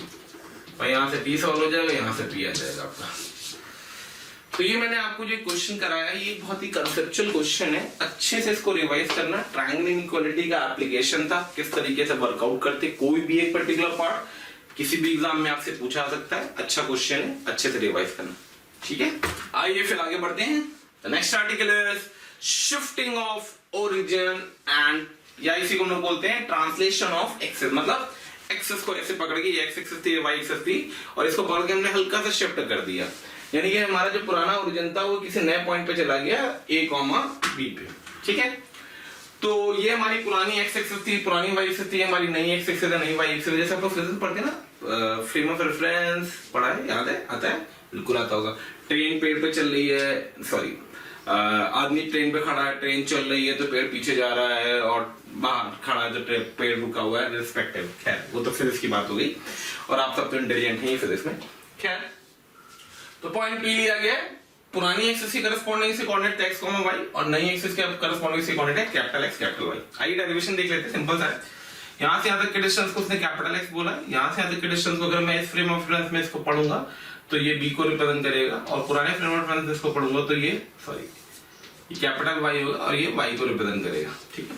तो यहाँ से capital Y plus B Y के बराबर आ गया, small y equals to capital Y plus B। तो कैपिटल Y की वैल्यू होगी स्मॉल y माइनस B, और सिमिलरली कैपिटल X की वैल्यू हो जाएगी स्मॉल x माइनस A। तो ये फॉर्मूला है, सिंपल सा डेरिवेशन है, याद होना चाहिए, अच्छा है, यूजफुल आर्टिकल है। कई बार ऐसा होता है कि शिफ्टिंग ऑफ ओरिजिन से हम बहुत सारे क्वेश्चन को वर्कआउट कर लेते हैं, बहुत सारे मतलब बहुत सारे, ठीक है। आगे बढ़ते हैं। उसे बोला एरिया द फिगर, किसी भी फिगर का एरिया, जैसे मैंने फोटो ले रखी है, अगर मैंने एक ट्रायंगल ले रखा है, मैं यहाँ पे खड़ा करके इसका एरिया मांगूंगा तो भी 2 आएगा, और यहाँ पे खड़ा करके इसका एरिया मांगूंगा तो भी 2 आएगा, करेक्ट है। तो area of a figure and slope of a line, line को देखो, ये एक लाइन दे रखी थी, यहाँ पे भी एंगल अल्फा बना रही है, यहाँ पे भी एंगल अल्फा बना रही है, क्योंकि दोनों आपस में क्या है, पैरेलल। तो कभी भी शिफ्टिंग से आपके area of figure and slope of line में कोई फर्क नहीं पड़ता है। Area of figure and slope of line remain unchanged, change नहीं होता है शिफ्टिंग ऑफ ओरिजिन से, ठीक। आइए क्वेश्चन देखते हैं, बहुत ही सिंपल सा क्वेश्चन दिया है। Find the transformed equation of the line this thing if origin is shifted to the point 3, -1। कई बच्चे हमें कंटिन्यूअसली मैसेज करते हैं, सर इस टॉपिक पे वीडियो बनाइए, सर उस टॉपिक पे वीडियो बनाइए। तो उसके लिए मेरा आप सबसे ये सजेशन है कि आप हमारे यूट्यूब चैनल को सब्सक्राइब करें और बेल आइकन को हिट करें, जिससे आपको सारे नोटिफिकेशन प्रॉपर मिलते रहे। रीज़न इसका क्या है कि कई बार ऐसा होता है कि जिस टॉपिक की आप डिमांड कर रहे हो उसकी वीडियोस ऑलरेडी हमने बना रखे हैं और यूट्यूब चैनल पे हमारे पड़े हुए हैं, तो वो सारे नोटिफिकेशन आपको प्रॉपरली टाइम टू टाइम मिलते रहें, इसके लिए आप हमारा जो यूट्यूब चैनल है उसको सब्सक्राइब करें और हमारा बेल आइकन को हिट करें। ओरिजिन को 3,-1 पे अगर हमने शिफ्ट किया तो जो लाइन थी वो पहले कुछ थी, नई कुछ हो जाएगी। तो क्या नहीं हो जाएगी, इसको अप्लाई कैसे करते हैं वो देखें। बेटा ये आर्टिकल आप सोच रहे हो कि स्ट्रेट लाइन में पढ़ रहे हैं, लेकिन बेटा इसका एप्लीकेशन आता है, कोनिक सेक्शन में आपको इसका एप्लीकेशन दिखेगा, सर्किल में आपको इसका एप्लीकेशन दिखेगा, इसलिए इसको ध्यान से याद रखना, ठीक है। तो ओरिजिन को शिफ्ट किया गया 3,-1 पे, यानी कि जो स्मॉल x था वो हो गया capital X minus sorry capital X plus a की वैल्यू हो जाएगी 3, और स्मॉल y इक्वल टू हो जाएगा कैपिटल Y प्लस b मतलब -1। तो यहाँ से जो लाइन की इक्वेशन थी आपके पास पुरानी, वो लाइन की इक्वेशन थी 2 into स्मॉल x माइनस का 3 into स्मॉल y प्लस का 5 इक्वल्स टू 0। अब आप स्मॉल x से स्मॉल y की वैल्यू को यहाँ से रिप्लेस कर दो। स्मॉल x से स्मॉल y की वैल्यू को अगर हम यहाँ से रिप्लेस कर देते हैं तो what I will get it over there, 2 times of capital x plus 3 minus का 3 times of capital y minus 1 plus का 5 इक्वल्स टू 0। तो नई लाइन की इक्वेशन आ जाएगी, इसको भी मैं कैपिटल L से रिप्रेजेंट करा देता हूँ। I'll get the value 2 times of capital X -3 times of capital Y, ये बनेगा 3 दूनी 6, 3 9 5 14, तो प्लस का 14 इक्वल्स टू 0। मेरे प्यारे बच्चों, तो आपकी जो पुरानी लाइन थी वो लाइन नई लाइन में कैसे कन्वर्ट होगी, तो उस नई लाइन की इक्वेशन ये आ गई। अगर मैं आपसे बोलूं what is the slope of this line, तो your answer should be 2/3। Slope of this line, your answer should be 2/3। तो वही चीज मैंने आपको बताई थी कि शिफ्टिंग से क्या नहीं फर्क पड़ता है, शिफ्टिंग से कभी भी स्लोप ऑफ लाइन में फर्क नहीं पड़ता है। कंफर्टेबल? तो आगे बढ़ते हैं the next article and hopefully the last article of the straight line. क्या अनुसार? Angle bisector lines. Angle bisector, बेटा ये थोड़ा सा पता नहीं क्यों बच्चों से मेरी जब बात होती है, कई सालों से मैं पढ़ा रहा हूँ, तो कई साल मतलब कई साल हो गए मुझे पढ़ाते हुए, तो जब मैं बच्चों से बात करता हूँ स्ट्रेट लाइन के रिगार्डिंग, तो मेरे प्यारे बच्चे आप भी वही सोचते होंगे शायद, इसीलिए मैं आपके साथ डिस्कस करना चाह रहा हूँ कि सर बेटा स्ट्रेट लाइन में क्या, सर स्ट्रेट लाइन बाकी सब तो अच्छा लगता है, पर सर वो जो एंगल बाइसेक्टर आता है ना बहुत पेन कर देता है, समझ में नहीं आता कब प्लस साइन के साथ खोलना है, कब माइनस साइन के साथ खोलना है। तो मैं ये जो बताने जा रहा हूं इसको बहुत ध्यान से आप देखना, बहुत अच्छे से समझना और प्रॉपरली नोटिस करना एक एक पॉइंट को। सब मैंने लिख दिया बोर्ड पे, अब अपन एक एक करके एक्सप्लेन करेंगे। मैं आपका लिखने से आपका सारा टाइम सेव कर रहा हूं, जितना मैक्सिमम कवर कर सकता हूं मैं उतना कवर करूंगा इन 2 लेक्चर्स में, ठीक है। आइए तो हम बात करने जा रहे हैं एंगल बाइसेक्टर की। तो एंगल बाइसेक्टर क्या होता है, कैसे इंटरप्रेट होता है, कैसे कैलकुलेट होता है, क्या क्या उसकी कंडीशन आती है, सब अपन ने वर्कआउट कर रखा है। 2 लाइनें मैंने आपको दे दी, a1x + b1y + c1 = 0, a2x + b2y + c2 = 0। I'll draw these 2 lines, L2 L1, इनके बाइसेक्टर्स ड्रॉ कर दिए b1 एंड b2। बाइसेक्टर मतलब एंगल बाइसेक्टर, एंगल बाइसेक्टर के बीच का एंगल कितना होता है? बहुत शानदार बात, 90 डिग्री होता है। बिल्कुल करेक्ट है जवाब। बच्चे भी सोच रहे होंगे सर मैं सोचता दोस्तों उससे पहले तो आप आंसर बोल देते हो। बेटा ये बहुत फास्ट चीज है, पता होना चाहिए, क्लियर। तो एंगल बाइसेक्टर के बीच एंगल 90 डिग्री होता है। हमने एक मैनिपुलेट कर लिया, दूसरे के में जरूरत नहीं होती है, ठीक है। तो एक बाइसेक्टर b1 था, दूसरा बाइसेक्टर b2 था। तो लोकस निकालने के हमने b1 का लोकस चाहिए था, तो मैंने एक पॉइंट r ले लिया, लोकस याद है पढ़ा चुके हैं, ठीक है। r पॉइंट ले लिया, कोऑर्डिनेट x, k मान लिया, r से length of perpendicular d1, length of perpendicular d2, दोनों को इक्वेट कर दिया, डिस्टेंस फॉर्मूला लगा करके मॉडुलस में आएगा, मॉडुलस हटा दिया, +-1 लग गया। तो प्लस लगते ही ये हमारे पास बाइसेक्टर की इक्वेशन आ गई। कुछ नहीं है, दोनों पे लेंथ ऑफ परपेंडिकुलर का फॉर्मूला लिखना है, सिंपल सा। अब एक प्लस साइन के साथ खुलेगा तो हो सकता है वो b1 को रिप्रेजेंट करे, एक माइनस साइन के साथ खुलेगा तो हो सकता है वो b2 को रिप्रेजेंट करे, या उल्टा, ठीक। अब बात आती है हमें कैसे पता चलेगा कि कौन सा प्लस के साथ खुलना है, कौन सा माइनस के साथ खुलना है। तो उन सब के लिए कुछ बेसिक कंसेप्ट होते हैं। क्या बेसिक कंसेप्ट होते हैं? जो आपसे पूछा जाता है। अगर वो आपसे बाइसेक्टर की बात करेगा तो कॉमन सी बात है कि आप एक बार प्लस साइन के साथ आंसर लिख दोगे और एक बार माइनस साइन के साथ। लेकिन अगर वो आपसे ये सारी चीजें पूछता है जो मैंने बोर्ड पे नोट पे लिखी है, 2 पॉइंट लिखे नोट पे, दोनों को ध्यान से देखना। पहला पॉइंट मैंने क्लब किया है ऑलरेडी 2 पॉइंट को, ठीक है। शॉर्ट में कैसे रिटेन करेंगे, तो बाइसेक्टर बताना है जो कंटेनिंग ओरिजिन को कंटेन करे, and acute and obtuse angle bisector कौन सा होगा। मतलब वो बाइसेक्टर बताओ जो एक्यूट एंगल बाइसेक्टर हो, वो बाइसेक्टर बताओ जो ऑब्ट्यूज एंगल बाइसेक्टर हो। तो बेसिकली हम लोग 3 चीजें पढ़ने जा रहे हैं। पहली, the equation of the bisector containing origin. दूसरी, the equation of the bisector of acute angle. तीसरी, the equation of bisector of obtuse angle. अब पहला जो पॉइंट है उसको समझना, containing origin, bisector containing origin का लॉजिक। बाइसेक्टर कंटेनिंग ओरिजिन का लॉजिक ये नहीं होता है कि ओरिजिन उसको सेटिस्फाई करे। बाइसेक्टर कंटेनिंग लॉजिक का मतलब होता है जब मैं इन 2 लाइनों को देख रहा हूं L1 L2 को, तो देखो ये लाइनों ने इस पूरे कोऑर्डिनेट प्लेन को 4 हिस्सों में डिवाइड किया। पहला हिस्सा, दूसरा हिस्सा, तीसरा हिस्सा और चौथा हिस्सा। तो जिस हिस्से में ओरिजिन लाई कर रहा है, देखो मैं सामने करके दिखा रहा हूं, ये वो हिस्सा है जिसमें ओरिजिन लाई कर रहा है। इस हिस्से को बाइसेक्ट करने वाला बाइसेक्टर ये वाला है, करेक्ट है। तो इस हिस्से को बाइसेक्ट करने वाला बाइसेक्टर B2 है। तो B2 is the bisector which is, ये देखो ओरिजिन बैठा हुआ है हमारा, तो B2 is the bisector which is containing what, origin, correct है। तो फोटो तो बनाते नहीं है, हर बार के अनुसार फोटो बना के चेक करेंगे। तो कैसे चेक किया, तो उसके स्टेप को समझिए। आपको सबसे पहला काम करना है, जो इक्वेशन दे रखी, कौन सी इक्वेशन, लाइन की इक्वेशन, उसमें C1 C2 को पॉजिटिव बना दो। C1 C2 को पॉजिटिव बनाने का मतलब है कि हाँ मान ले लिखी है, C1 C2 को पॉजिटिव बनाने का क्या मतलब है, ये शॉर्ट में समझा देता हूं। तो C1 C2 को पॉजिटिव बनाने का मतलब है कि अगर आपके पास एक लाइन की इक्वेशन गिवन है 2x + 3y - 5 = 0, तो हम इसको पॉजिटिव बनाना, तो हम कुछ नहीं, हम इसको ऐसे पढ़ लेंगे बस, -2h - 3y + 5 = 0। लो मेरा C1 पॉजिटिव बन गया। अरे बन गया, बिल्कुल बन गया। तो ये फंडा होता है C1 C2 को पॉजिटिव बनाना। तो आप C1 C2 को पॉजिटिव बना करके बाइसेक्टर की इक्वेशन लिख दो। अगर आपने C1 C2 को पॉजिटिव बना करके बाइसेक्टर की इक्वेशन लिख दी, तो जो प्लस साइन के साथ बाइसेक्टर आया होगा, जो प्लस साइन के साथ बाइसेक्टर आया होगा, वो हमेशा ओरिजिन कंटेन करेगा, ये याद रखना। ये फॉर्मुलेटिक कंसेप्ट हो गया। क्यों करता है, लॉजिक होता है उसके पीछे। I am not going to discuss too much logics over here right now, ठीक है। You should have to be recall and see how we can working on the questions, ठीक है। तो bisector containing origin, acute angle, obtuse angle bisector की बात करनी तो अपन ने C1 C2 को पॉजिटिव बनाया। C1 C2 को पॉजिटिव बना करके जो प्लस साइन के साथ बाइसेक्टर आएगा, वो बाइसेक्टर ओरिजिन को कंटेन करेगा। करेक्ट। चलिए अब बात आती है एक्यूट और ऑब्ट्यूज एंगल बाइसेक्टर कैसे निकाले। तो भाई एक्यूट और ऑब्ट्यूज एंगल बाइसेक्टर के लिए आप क्या करो, एक स्टेप पहला वाला तो करना ही करना है, क्या, C1 C2 पॉजिटिव।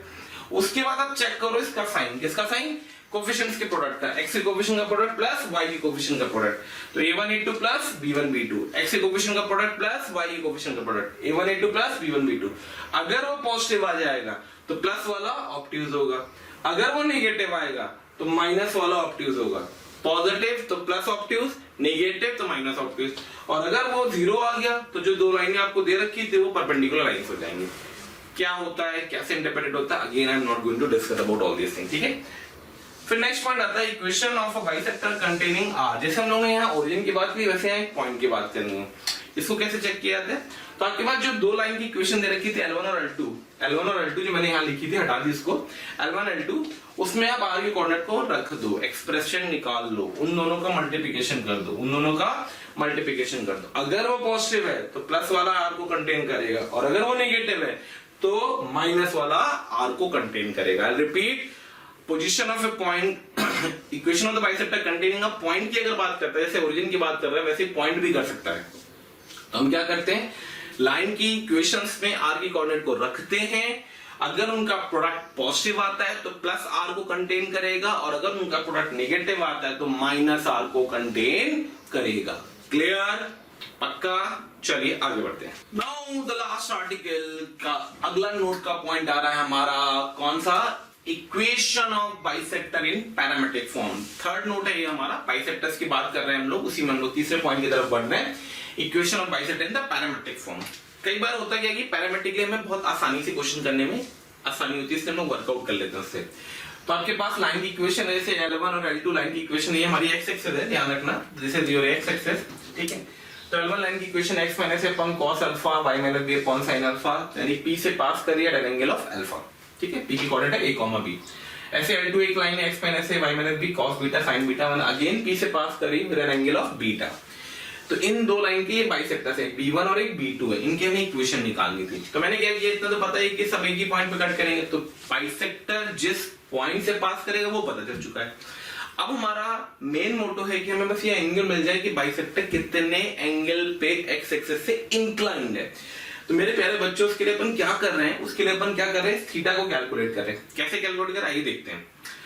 तो ये जो एंगल्स है दोनों बराबर हैं, ठीक है, ये बीटा है, ये अल्फा है, तो ये जो एंगल आएगा ये आएगा बीटा माइनस अल्फा पूरा, करेक्ट है। यहां से आता है ये पूरा एंगल होगा बीटा माइनस अल्फा। अगर मैं इसको ऐसे मार्क कर दूं तो ये बीटा माइनस अल्फा है, तो अगर मैं इसको आधा चाहिए तो मैं लिखूंगा बीटा माइनस अल्फा बाई 2, ठीक है। अब अगर ये अल्फा तो ये भी अल्फा होगा। अब ट्रायंगल की property, axial angles should be equal to the sum of the two interior angles, तो इन दोनों का सम थीटा के बराबर आ गया। तो beta minus alpha by 2 plus alpha equal to theta, theta equal to alpha plus beta by 2। और जो ये एंगल होगा, ये होगा 90 प्लस थीटा। कितना होगा, 90 प्लस थीटा। एक बाइसेक्टर थीटा पे होगा, दूसरा बाइसेक्टर कितने पे होगा, 90 प्लस थीटा पे होगा। तो एक बाइसेक्टर मैंने थीटा पे ले लिया, थीटा पे बाइसेक्टर ले लिया, तो इक्वेशन आ गई x minus a upon cos of alpha plus beta by 2, y minus b upon sin of alpha plus beta by 2। दूसरे को 90 प्लस थीटा रखना है, यानी cos of 90 plus theta minus sin theta, sin of 90 plus theta cos theta, तो दूसरी equation आ गई। तो ये अपने पास बाइसेक्टर्स की equation in the parametric format में दोनों निकल के आ गई। क्लियर है, कंफर्टेबल एवरीवन। चलिए अब अपन कुछ क्वेश्चंस को देखते हैं, कैसे देखते हैं, एक एक करके देखते हैं। Question number 31, question number 32, question number 33 and so on, ठीक है। तो आइए क्वेश्चंस को देखते हैं। तो let us assume question number 31 की बात करना स्टार्ट कर रहे हैं अपन। Find the equation of the acute and obtuse angle bisector of these two lines. मेरे प्यारे बच्चों, सबसे पहले हम लाइंस के C1 C2 को पॉजिटिव बनाएंगे, तो हमारे पास जो लाइन की इक्वेशन आ जाएगी वो आ जाएगी -4x -3y + 7 = 0 एंड L2 की इक्वेशन आ जाएगी -24x -7y + 31 = 0। तो ये दोनों लाइनें हमारे पास कैलकुलेट होकर के आ गई। ठीक है, अब हम साइन चेक करेंगे A1 A2 B1 B2 का। तो A1 A2 + B1 B2 का सिर्फ साइन चेक करना है हमें। A1 -4 A2 -24 positive, B1 -3 B1 यानी अल्टीमेटली पॉजिटिव आ गया। अब अगर ये पॉजिटिव है तो जो प्लस वाला होगा वो ऑब्ट्यूज होगा और जो माइनस वाला होगा वो एक्यूट होगा। तो प्लस वाले को हिसाब से मैं ऑब्ट्यूज की बात करूंगा, तो ऑब्ट्यूज बाइसेक्टर आएगा जो प्लस साइन के साथ खुलेगा, जो एक्यूट बाइसेक्टर आएगा जो माइनस साइन के साथ खुलेगा। तो प्लस साइन के साथ का मतलब हो गया -4x -3y + 7 / 5 should be equals to plus. Correct है, सिंप्लीफिकेशन आप करेंगे, मैं सिंप्लीफिकेशन नहीं कर रहा हूँ, कैलकुलेशन का तरीका बता रहा हूँ। तो -24x -7y + 31 / 25। ठीक है, तो ये हमारे पास आया प्लस साइन के साथ ऑब्ट्यूज एंगल बाइसेक्टर की इक्वेशन है एक्यूट के लिए, इसी का माइनस साइन ले लेना, you get the answer. Clear? Origin containing कौन सा होगा?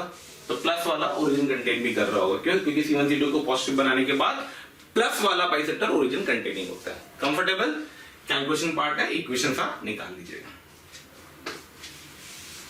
आगे बढ़ते हैं। ठीक है, क्वेश्चन नंबर 32 देखते हैं। तो मेरे प्यारे बच्चों, क्वेश्चन नंबर 32 में क्या दिया गया है? क्वेश्चन नंबर 32 में दिया गया find the equation of bisector containing R। Okay, तो R को कंटेन करने वाले हैं, तो किसी पॉइंट को कंटेन करने के लिए सबसे पहले L1 of R into L2 of R को चेक करेंगे। ठीक है, तो आइए L1 of R का मतलब क्या होता है, आपके बारे में बता ही देता हूं। ठीक है, L1 of R का मतलब होता है कि L1 की इस एक्सप्रेशन में x और y को इससे रिप्लेस कर दो। तो 3 into -1, तो I'll get the value 3 into -1 L1R -4 into 2 plus का 2, ये हो गया L1R। L2R में आते हैं 5 into -1 5 into -1 प्लस का 12 into 2 माइनस का 8। ठीक है, सिंप्लीफाई करेंगे जब इन दोनों को, तो what will get over there -3 -8 + 2 negative आएगा, -5 + 24 पॉजिटिव आएगा, पॉजिटिव इंटू नेगेटिव तो अल्टीमेटली ये नेगेटिव आ जाएगा। और नेगेटिव आ जाएगा तो माइनस साइन वाला बाइसेक्टर जो होगा, माइनस साइन वाला बाइसेक्टर वो इस पॉइंट को कंटेन करेगा। तो माइनस साइन वाला बाइसेक्टर लिख देते हैं अपन, तो आ जाएगा 3x -4y + 2 / 5 = माइनस साइन। ठीक है, 5x + 12y - 8 / 13। तो बेटा इसको सिंप्लीफाई कर लेना, ये वो बाइसेक्टर आएगा, ये वो बाइसेक्टर आएगा जो बाइसेक्टर किसको कंटेन कर रहा है, वो जो बाइसेक्टर होगा वो R पॉइंट को कंटेन कर रहा है। कंफर्टेबल?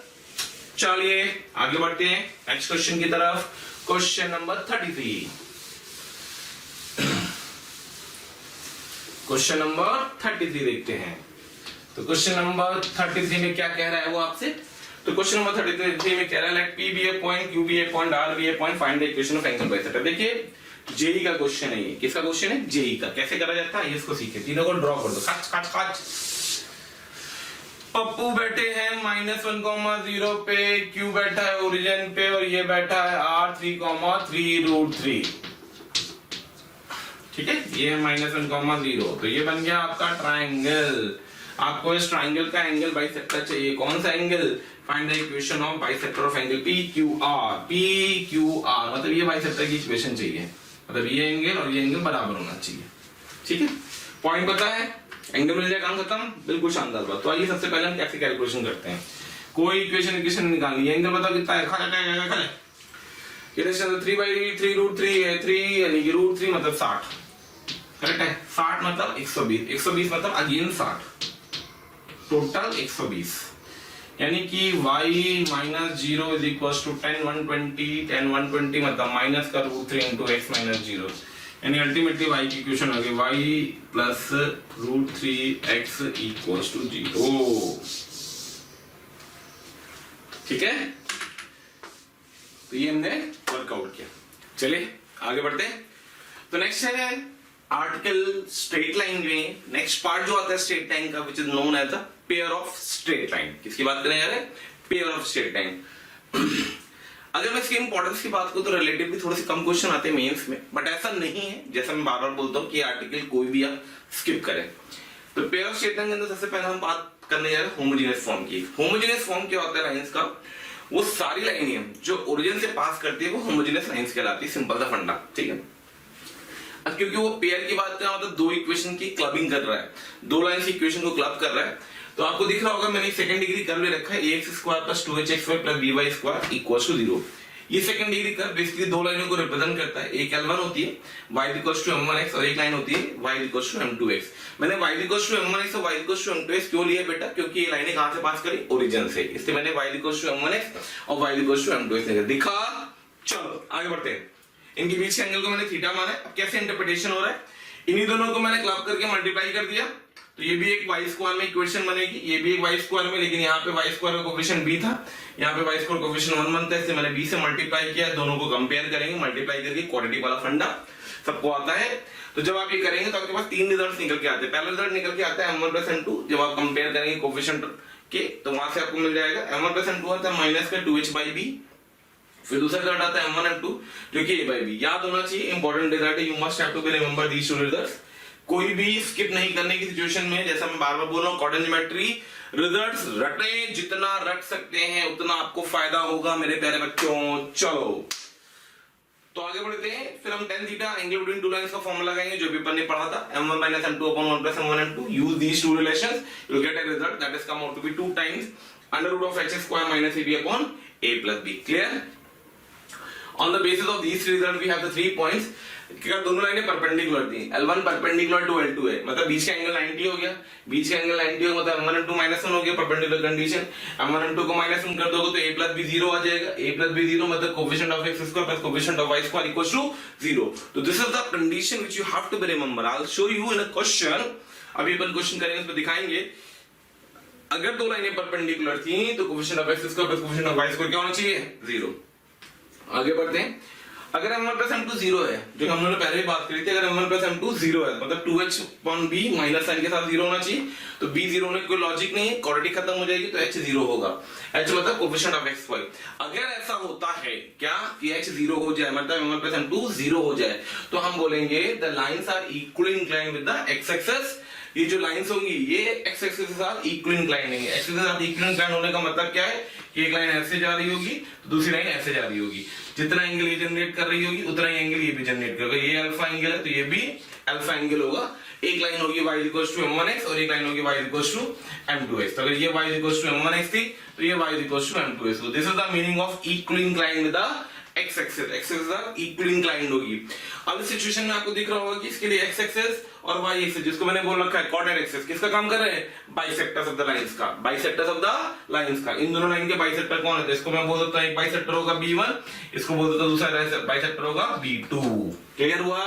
अगर आपको हमारे वीडियो पसंद आ रहे हैं तो आप उसको जरूर से जरूर लाइक एंड शेयर करें। उसके पीछे बेसिक लॉजिक ये है कि बहुत सारे ऐसे बच्चे हैं जिनके जो ये चीज़ें नहीं अभी अडॉप्ट कर पा रहे हैं इजीली, उन तक ये सारी चीज़ें पहुंच जाएं। इसके लिए हम आपसे बोल रहे हैं इसको लाइक एंड शेयर करें। ओके तीसरा पॉइंट है, यहीं से आता है इस वाले रिजल्ट से, tan theta equal to h² - ab। h² अगर ab के बराबर तो थीटा 0 हो गया, लाइन कॉन्स्टेंट हो गई। थीटा अगर h² ab से बड़ा है तो ये थीटा पॉजिटिव डिफाइंड होगा। डिफाइंड होगा मतलब lines are real, angle defined होगा। एंगल डिफाइंड होगा तो दो रियल लाइन जनरेट होंगी। और अगर h² - ab < 0 हो गया तो कभी भी tan थीटा की वैल्यू नहीं आएगी, और tan थीटा की वैल्यू नहीं आएगी तो h² < ab क्या रिप्रेजेंट करेगा? इमेजिनरी लाइंस को रिप्रेजेंट करेगा। ठीक है, आगे बढ़ते हैं। नेक्स्ट पॉइंट नंबर 2 है हमारा पेयर ऑफ स्ट्रेट लाइन में non homogeneous form. What is the meaning of non homogeneous form and what is the difference between homogeneous form and non homogeneous form? Homogeneous form का मतलब होता है वो लाइनें जो पास कहां से कर रही है बेटा? ओरिजिन से। नॉन होमोजेनियस का मतलब होता है वो लाइनें जो ओरिजिन से पास ना करें। जैसे कि मैंने फोटो में दिखाया आपको, जो लाइनें ओरिजिन से पास करी थी अपनी, उनको उठा के शिफ्ट करके किसी पॉइंट पी पे रख दिया अपने, शिफ्टिंग ऑफ ओरिजिन का सिंपल सा लॉजिक। तो क्या होता है? तो ये होता है कि any second degree curve board पे लिखा हुआ है equation ax² + 2hxy + by² + 2gx + 2fy + c = 0। Any second degree curve will represent क्या रिप्रेजेंट करता है? Pair of lines circle, parabola, ellipse and hyperbola. Correct है, 5 चीजें रिप्रेजेंट करता है। अभी हम बात करें सिर्फ पेयर ऑफ लाइन की, इसलिए मैं सिर्फ उतना ही डिस्कशन करूंगा। जब सर्किल आएगा तो सर्किल की बात कर लेंगे, जब पैराबोला आएगा तो पैराबोला की बात करेंगे एंड सो ऑन। ठीक है, तो ये रिप्रेजेंट करता है एक पेयर ऑफ लाइंस को। अगर तो ये कब रिप्रेजेंट करता है, जब डेल्टा क्या होता है, ABC plus 2fgh minus F square minus BG square minus CH square equals to 0। तो जब डेल्टा 0 होता है तो ये second degree curve pair of lines को रिप्रेजेंट करता है। क्लियर? कैसे आता है? सिंपल सा फंडा होता है, बाई में क्वाड्रेटिक बना करके डिस्क्रिमिनेंट को परफेक्ट स्क्वायर बना देना इसका। जैसे इसको परफेक्ट स्क्वायर बनाओगे वैसे ये दो पेयर ऑफ लाइंस को रिप्रेजेंट करने लग जाएगा। तो वही डिस्क्रिमिनेंट लिखा हुआ है जो परफेक्ट स्क्वायर आप बनाओगे। ठीक है, तो उसका डिस्क्रिमिनेंट परफेक्ट स्क्वायर बनाते हैं d0 होना चाहिए, तो d0 की कंडीशन लगा देना है इसमें। ठीक है, दोनों लाइनें पास करी, इक्वेशन आएगी y equals to m1 plus c1 y equals to m2 plus c2। जैसे अपन ने पिछला वाला रिजल्ट किया था, मल्टीप्लाई करके कंपेयर किया था, वैसे यहाँ पे इन दोनों को मल्टीप्लाई करेंगे, b से मल्टीप्लाई करेंगे और इसके साथ कंपेयर कर देंगे तो सारे रिजल्ट्स आपके आ जाएंगे, वो वही आते हैं by default. m1 plus m2 वापस से वही मिलता है हमें जो पहले मिला था, माइनस का 2h/b, m1 m2 मिलता है a by b और tan theta is equal to मिलता है 2 time under root of h square minus ab upon a plus b। Clear? Okay, next एक पॉइंट होता है कि इक्वेशन होता है एंगल, इक्वेशन होता है pair of bisector of the homogeneous line. कोई होमोजेनियस अगर लाइंस है, जैसे हमारे पास लाइन की इक्वेशन है ax square plus 2hx plus by square equals to 0, ये एक होमोजेनियस लाइन है जो भी अपन ने जस्ट पहले से पढ़ा था पॉइंट नंबर 1 में। ठीक है, उसकी बाइसेक्टर्स की जॉइंट इक्वेशन क्या होगी? तो उसके बाइसेक्टर की जॉइंट इक्वेशन होती है x square minus y square upon a minus b is equals to xy by h। आइए इसका प्रूफ देखते हैं। आप सोच रहे हो सर आपने अभी तक कोई प्रूफ नहीं दिया, फिर इसका प्रूफ क्यों देने लग गए? अरे बेटा, प्रूफ अपने आप में इंपॉर्टेंट है कंसेप्ट वाइज। वैसे तो मैंने आपको बताया है अभी पैरामेट्रिक में, जब हम लोगों ने वर्किंग करी थी लाइंस की इक्वेशन में, पैरामेट्रिक में अगर आपको याद हो, वही फंडा मैं यहाँ पे करने जा रहा हूँ। क्या करने जा रहा हूँ देखिएगा। तो आपके पास दो लाइनें हैं, दोनों ओरिजिन से पास करती, ठीक है, एक लाइन ये ले ली और एक लाइन ये ले ली। ठीक है, अब इसके बाइसेक्टर चाहिए, तो एक बाइसेक्टर ये ले लिया, हम एक के रिस्पेक्ट में बात कर लेते चल जाएगा। मान लो ये शेड वाला बाइसेक्टर ले लिया अपन ने। ठीक है, तो ये एंगल अगर अल्फा 1 था लाइन 1 के लिए, ये एंगल अल्फा 2 था लाइन 2 के लिए, सॉरी अल्फा 2 था लाइन 2 के लिए, और ये एंगल थीटा था। तो what we want a relation between theta alpha 1 and alpha 2। तो ध्यान से देखो कि कैलकुलेशन करी थी, alpha 2 minus alpha 1, alpha 2 minus alpha 1 by 2 कर दोगे तो ये एंगल आ जाएगा। यानी जो थीटा होगा कुछ नहीं होगा, होगा alpha 1 plus alpha 2 minus alpha 1 by 2। यहाँ से थीटा इज इक्वल टू आ जाएगा alpha 1 plus alpha 2 by 2, 2 theta लगा देना। करेक्ट है, दोनों साइड 10 लगा देना। तो tan 2 theta should be equal to tan alpha 1 plus tan alpha 2 upon 1 minus tan alpha 1 into tan alpha 2। अब क्या करना है? कुछ भी नहीं करना है। लाइन 1 है तो अगर मैं इसके m1 की बात करूं तो वो लिखा y इक्वल्स टू m1x, यहां से बात करेंगे तो y equals to m2x। Correct है, इनकी जॉइंट इक्वेशन आएगी, m1 प्लस m2 आएगा, नीचे 1 माइनस m1 m2 आएगा, तो m1 प्लस m2 मतलब माइनस का 2h बाई b आएगा, 1 अपॉन m1 m2 मतलब a बाई b आएगा, और tan थीटा मतलब 2 tan थीटा। अब tan थीटा कैसे निकलेगा वो देखो। तो मान लो यहाँ एक पॉइंट ले लो r, जिसके अकॉर्डिंग ले लेना x, y, जिसका हमें लोकस चाहिए। तो इस लाइन का स्लोप मिल जाएगा हमें, तो tan थीटा हो जाएगा y बाई x, तो ये हो जाएगा 2 tan theta 2y by x upon 1 minus y square upon x square.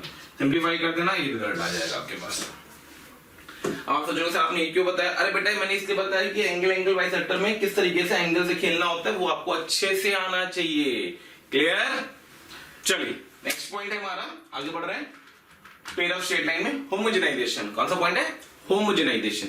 अभी होमोजेनाइजेशन होता क्या है भाई? किसी कहते हैं होमोजेनाइजेशन। तो होमोजेनाइजेशन एक्चुअली में प्रोसेस है क्या, एक नॉन होमोजेनियस कर्व को होमोजेनियस में कन्वर्ट करना। होमोजेनियस कर्व उस लाइंस को रिप्रेजेंट करेगा जो ओरिजिन से पास करती है। तो एक नॉन होमोजेनियस लाइंस को होमोजेनियस लाइंस में कन्वर्ट करना है, कर्व को कन्वर्ट करना हमारा होमोजेनाइजेशन कहलाता है। It is the process in which you have to convert this second degree curve ax square plus 2hx square plus by square plus 2gx plus 2y plus c which is a non homogeneous curve into a homogeneous. How proceed करते हैं देखिए। तो एक curve दे रखा और एक line दे रखी है, ये दोनों इंटरसेक्ट करते हैं। कहां का इंटरसेक्ट करते हैं? a पे और b पे। ठीक है, a को o से ज्वाइन करा, b को o से ज्वाइन किया, और मुझे o और o b की ज्वाइंट इक्वेशन चाहिए। उसको निकालने का तरीका क्या होता है? इस जो लाइन की इक्वेशन दे रखी होती है, इस लाइन की इक्वेशन में जो कांस्टेंट टर्म है उस कांस्टेंट टर्म को एक तरफ, वेरिएबल्स को सारे एक तरफ, और कांस्टेंट से डिवाइड करके 1 का एक्सप्रेशन निकालते हैं कि 1 किसके बराबर है। जैसे यहाँ पे आपको दिख रहा होगा 1 बराबर है minus L X plus M Y upon N के, ठीक, अपॉन एन के, ठीक है। तो इसको माइनस एन लिख देते हैं, तो माइनस एन के बराबर है। अब हम क्या करने जा रहे हैं, हम निकाले now joint equation of O and O B can obtain by, कैसे? आपके पास जो सेकंड डिग्री कर दे रखा था, इसकी डिग्री पढ़िए, एक्स स्क्वायर बटा 2 वेरिएबल्स की डिग्री पढ़िएगा, X Y 1 1 2 Y square 2 X 1 F Y 1, तो ये 1 डिग्री कर दो। तो इसके बगल में एक 1 लिख करके छोड़ दिया मैंने, कोई फर्क नहीं पड़ेगा कि 1 लिखा मैंने। ऐसे सी डिग्री 0, तो इसके बगल में 1 का स्क्वायर लिख के छोड़ दिया। अभी जो 1 और 1 का स्क्वायर आपने लिखा है बेटा, इस 1 और 1 के स्क्वायर को इससे रिप्लेस कर दो। तो जैसे आप इससे रिप्लेस करोगे, you'll get a relation ax square plus 2hxy plus by square plus 2gx plus 2fy lx plus my upon minus n 1 की जगह पे lx plus my upon minus n का होल स्क्वायर इस 1 के होल स्क्वायर की जगह पे। Clear? अब सबकी डिग्री पढ़िए, बोलिए 2 2 2 1 यहां से 1 यहां से 2 होल स्क्वायर यहां से 2, तो अल्टीमेटली ओवरऑल डिग्री कितनी आई? 2, कितनी? 2। क्लियर? चलिए आइए अब इस पे क्वेश्चन देखते हैं जो भी अपन ने पेयर ऑफ स्टेट लाइन पे कवर किया। स्टार्ट करें होमोजेनियस से। तो चलिए पेयर ऑफ स्टेट लाइन पे कुछ क्वेश्चन देखते हैं। जैसा कि मैंने जस्ट खत्म किया अभी होमोजेनाइजेशन, तो आइए सबसे पहला इलस्ट्रेशन ही मैंने होमोजेनाइजेशन पे लिया है। किस पे? होमोजेनाइजेशन पे। क्या है, कैसे ऑब्जर्व करते हैं? फाइंड एम, एक वेरिएबल पूछा गया, if the line joining origin to the, बेटा ये जो लाइन लिख रहा हूं जिसको मैं अंडरलाइन कर रहा हूं, this is the line which indicates you homogenisation. Click कैसे करता है होमोजेनाइजेशन, आइए उस पे बात करते हैं। तो वो यहां से line joining origin to the point common, correct है? Line joining origin to the point common, इसको अंडरलाइन कर लेंगे, आप भी नोट्स में अपने लिखते वक्त ध्यान रखेंगे।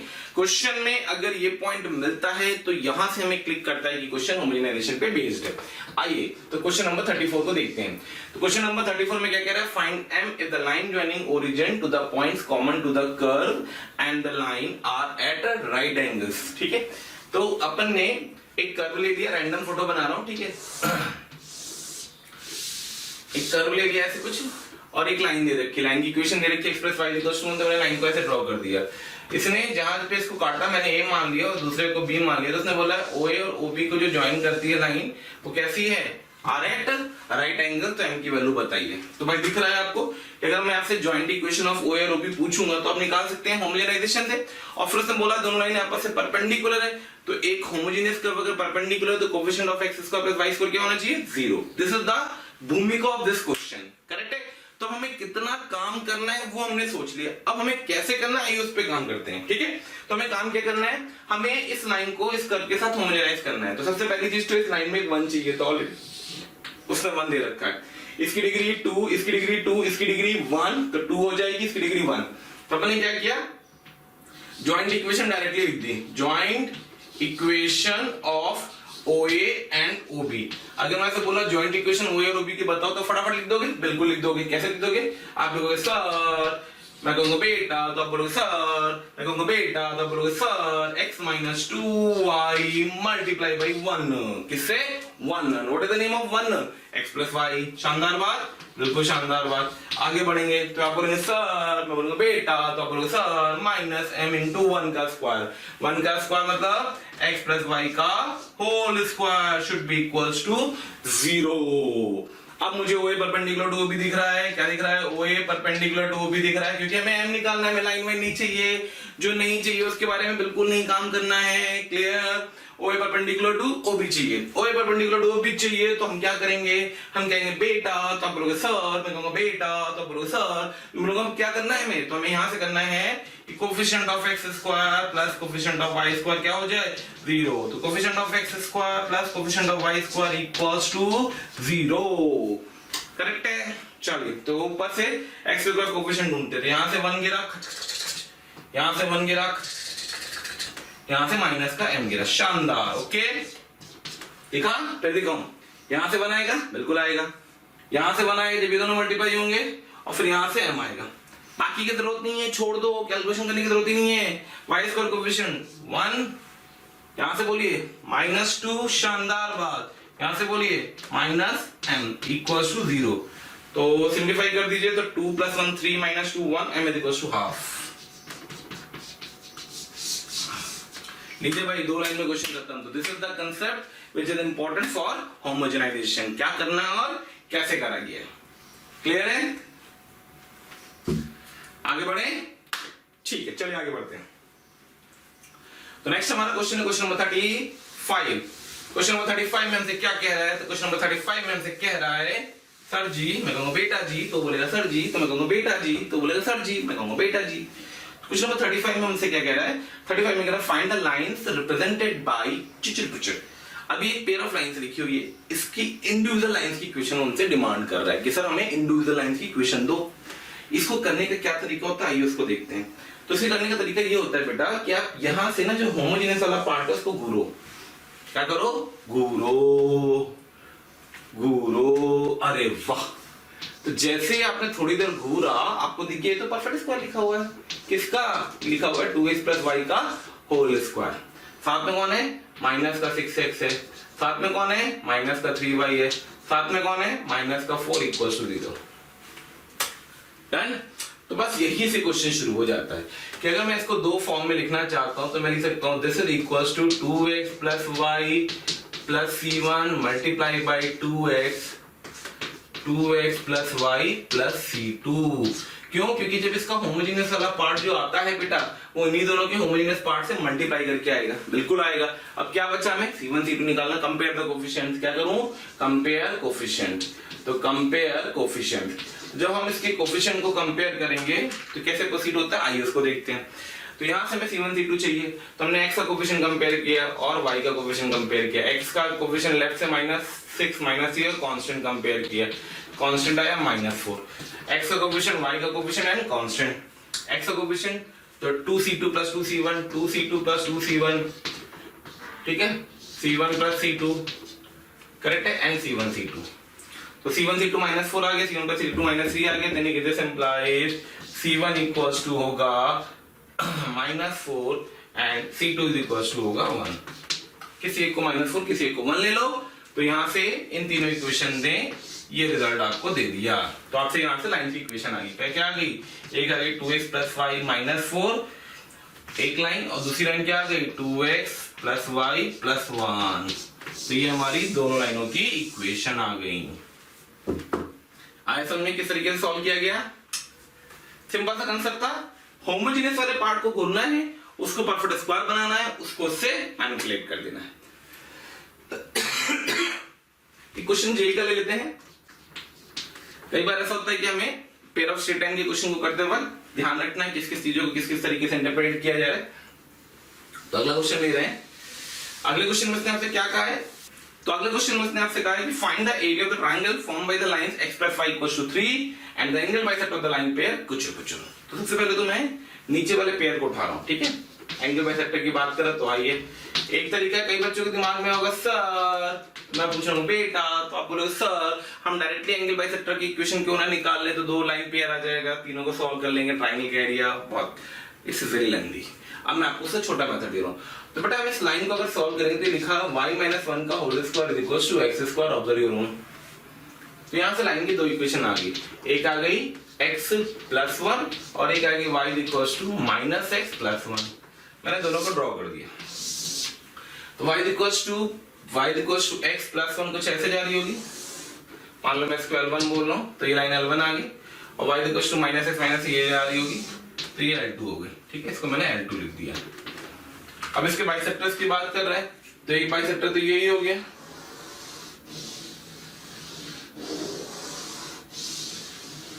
क्या नाम होगा इसका? नाम होगा x = 0, और एक बाइसेक्टर ये हो गया,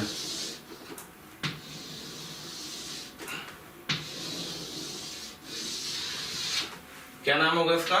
y = 1, ठीक है। और सब बोला एक लाइन और है, कौन सी? x + y = 3, 1 2 3। तो हमें ये एरिया निकालना था, हो गया खत्म, बहुत सिंपल सा है। पर ये लाइन कौन सी है? x + y = 3 तो ये पॉइंट आ गया यहां से यहां तक की डिस्टेंस 2, करेक्ट है, क्योंकि ये है 0,1, ये है 0,3। x y की वैल्यू 1 रख दोगे x2 आ जाएगा, तो इसके कोऑर्डिनेट आ जाएंगे 2,1 ये distance to area of the triangle कितना आ गया, half into base into height, ultimately answer 2 unit.